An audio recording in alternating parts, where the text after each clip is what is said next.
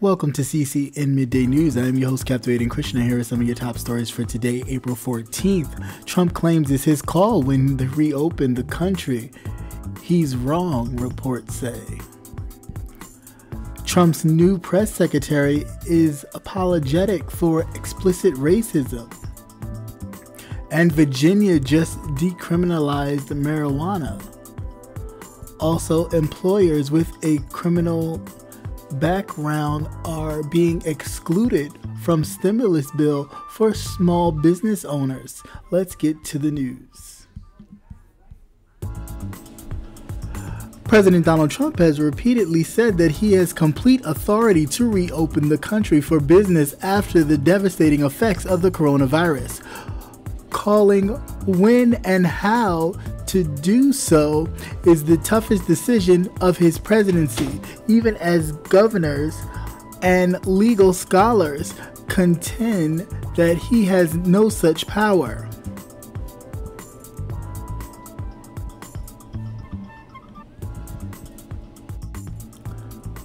There is no stationary authority for the president to do that, Stanford University law professor Bernadette Myers said, and there's definitely no inherent constitutional authority.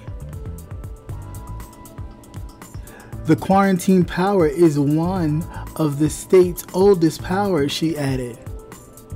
42 states are under state order lockdown, while 3 more have partial stay-at-home measures, according to ABC News. The president also lacks the authority to direct governors, mayors, or local officials to lift their emergency orders. While state laws vary widely, most give governors or state public health officials the authority to limit public interaction in emergencies.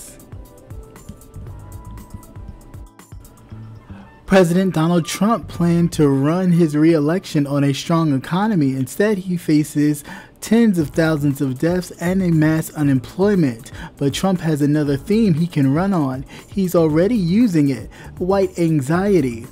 Its latest campaign ad frames the coronavirus as a battle against China. The ad accuses the former Vice President Joe Biden of siding with Beijing, and it shows Gray Locke, the Chinese-American former governor of Washington, standing in between Chinese flags. A reminder that Trump often conflates ancestry with national allegiance.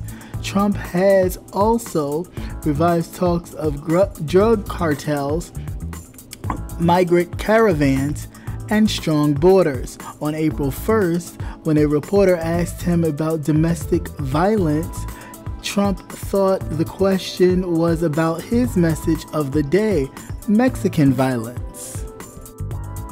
Some Republicans condemned Trump, but McKinley, who was once a CNN commentator, stood by him in more than a dozen appearances. She's maintained a transparently bigoted statement weren't bigoted.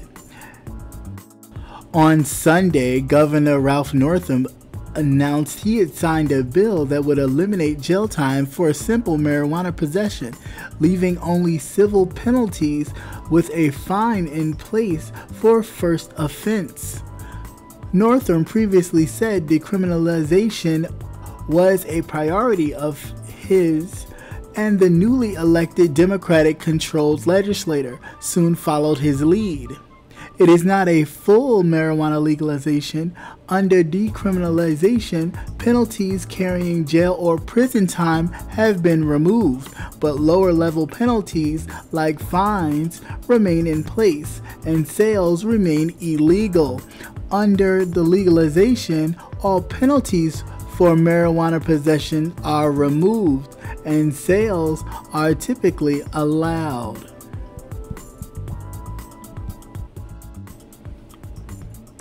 In a newly approved stimulus package intended to stabilize the nation's economy, the U.S. Small Business Administration, otherwise known as SBA, will be distributing federal loans meant to help business owners during the pandemic. The coronavirus-inspired bill will allocate more than $300 billion in loans for small businesses to help them stay afloat. However, hundreds of employers may be ineligible for assistance. According to the Collateral Consequences Resource Center, the agency has issued guidelines prohibiting business owners with criminal backgrounds from receiving financial assistance from the stimulus bill. The guidelines include nearly 1 in 3 adults, which, according to the Sentencing Project, equates to more than 100 million Americans.